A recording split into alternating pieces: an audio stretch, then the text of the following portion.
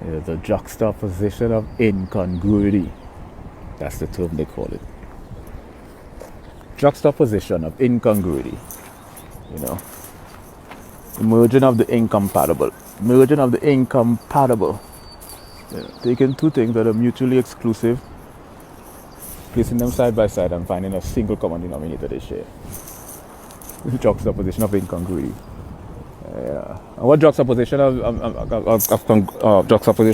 incongruity does is it creates a sort of absurdity. Juxtaposition of incongruity is kind of surrealistic. What I mean is it's too big, pretentious, jargonic term.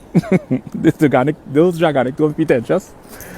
Juxtaposition of incongruity. Basically, you place two objects or two images or two concepts that are mutually exclusive and share no commonality whatsoever, side by side. There's a polarity, there's a dichotomy.